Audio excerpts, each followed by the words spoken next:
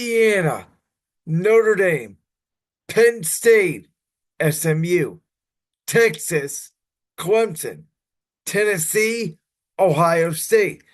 Those are our four CFP first round matchups that are taking place this weekend. Of course, they will be taking place in South Bend, in Napa Valley, in Longhorn Town, and at the shoe as these first round playoff games for the first time in the CFP era will feature non-neutral site games and games at team's home team site. You guys know how I feel about this new CFP format. I thought they should have formatted it season 1 for 12. I did not like the fact that I thought Oregon got hosed with their seeding. I thought Penn State got rewarded for their seeding, and that's after Oregon had an undefeated season and defeated Penn State in the Big Ten championship game. I just I think that the seeding is weird. Ohio State is technically number 6 in the country because of first round buys. They're 8. In my opinion, nobody really thinks that Boise State and Arizona State are the third and fourth best teams in the country. But nonetheless, here we are. And I'll be honest with you, I don't know if most of these games are going to be close. Indiana, I thought they got exposed by getting destroyed by Ryan Day and crew in Columbus. I don't think they match up with Notre Dame, who's a very tough, physical football team. They've been playing good football all year long. I think Riley Leonard, the quarterback there, has a big game. I think South Bend will be rocking. Very tough place for Indiana and a lot of those transfers. This is sort of a 1 year rental team in my mind for Indiana. They got a lot of talent in the NIL, in the transfer portal. They did their roster overnight. And even though a lot of these teams do get buys here, essentially, we obviously did not have college football last weekend. I think rest advantage is sort of the team that's been together longer will advantage the home team, as college football is one of the hardest environments, I think, to overcome home field advantage in all of sports. So I like Notre Dame to get the victory. The next game is Penn State SMU, which battled back against Clemson in the ACC championship game after Clemson took a commanding 24-7 lead early in the third quarter. And I don't even think Clemson's going to be that good. Clemson is 0-2 against SEC teams this year. They got destroyed by Georgia week 1. They had another bad loss to Ole Miss. For the record, I don't think it matters who's quarterback for Texas. Quinn Ewers or Arch Manning. Even though Texas has not been playing up to their potential the last month, I think Clemson is a free loss team that got lucky because they're in a bad conference overall. I don't think Dabo Sweeney's game plan of not using the NIL and not using the transfer portal, I don't care that he snuck into the CFP. I think Texas, for the record, destroys Clemson here. And I know SMU is ranked 10 overall. They're the 11th seed in the tournament.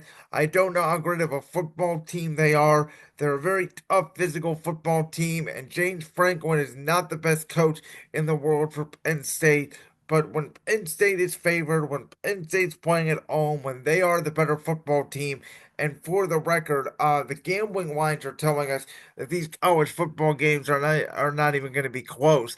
The closest spread is actually Ohio State, and they're a 7.5 point favorite at home against Tennessee. So I predict that Notre Dame will blow out Indiana. I predict that Penn State will blow out SMU, and I predict that Texas will blow out Clemson. And going up against, Texans Chiefs, regardless if Patrick Mahomes plays for Kansas City or not, and then that's for the Penn State SMU game. Indiana Notre Dame is Friday night. That will probably get a good rating. That's opposite, obviously, Friday Night SmackDown, some other shows.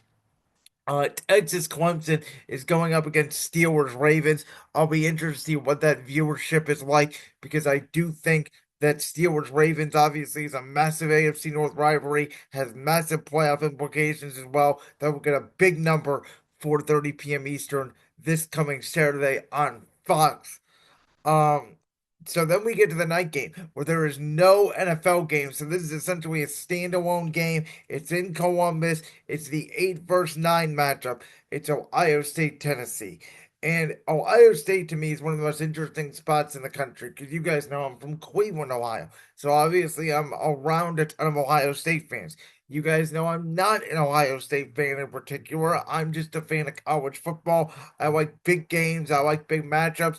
This late in the year, I like to sort of watch and study, see who's good, see who's not going into the NFL draft when I do my evaluations more for the draft in the off season because college football is just hard for me to wrap my arms around in September and October when there's not big games going on. That was a little bit different this year. The Ohio State and Tennessee were a couple of these teams who got off to fast starts just because they were playing bad teams. And Tennessee, they do have a couple bad losses this year. Ohio State, obviously, the bad loss to Michigan. The Oregon loss, I think they will avenge. I've always said that if they can get past Tennessee, they will defeat Oregon in the semifinal matchup on New Year's Day. Um, but Tennessee is a very good offensive and defensive line. And Ohio State struggled against Michigan running the football. Will they learn their lesson and attack what, in my opinion, is the weak point of the Tennessee defense, which is the secondary? If they can do that, and Ryan Day doesn't get too cute, and Ohio State just goes in and takes care of their business, I do think that they are better than Tennessee. I think Jim Knowles is going to have to lead the defense. I think they're going to have to get a couple of takeaways. They're going to have to get the crowd into it early. If they do that, they can rout Tennessee.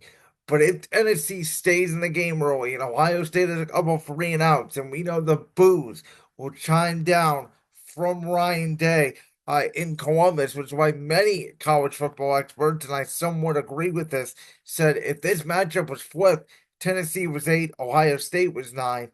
It would actually almost benefit Ohio State to go on the road and get away from their home environment because the last time these fans saw them, they put up an egg against Michigan, and they're going to hear it because unless Ryan Day wins the national championship, Ryan Day is going to be fired as the Ohio State head coach. So the pressure is on him. I think it could be a galvanizing unit for him and his team if they still believe in each other. We're going to see a lot about this Ohio State team. If they have art, if they still believe in their coach, if they can play, or if, they're sort of half checked out.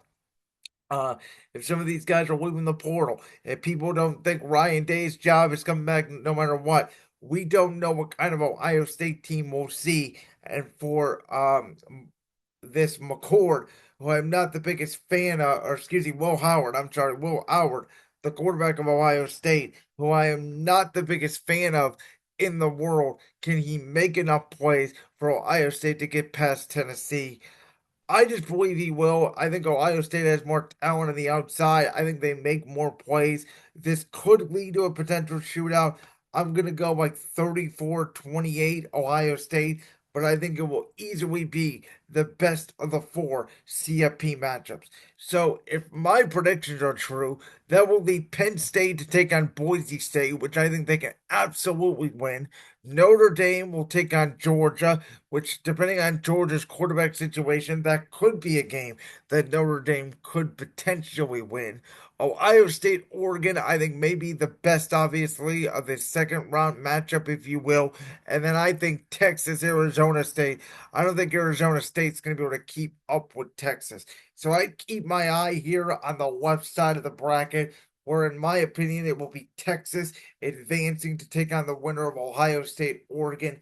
That may be the national championship. Obviously, Georgia, Penn State, SMU, Indiana, Notre Dame, Boise State will have something to say about it. But I think the teams on the left side of the bracket are probably Ohio State, Oregon, Texas, the 3 most likeliest teams to win the CFP along with Georgia. So that's my predictions. Again, I have all 4 home teams in their environments. College football is one of the craziest atmospheres in the sport.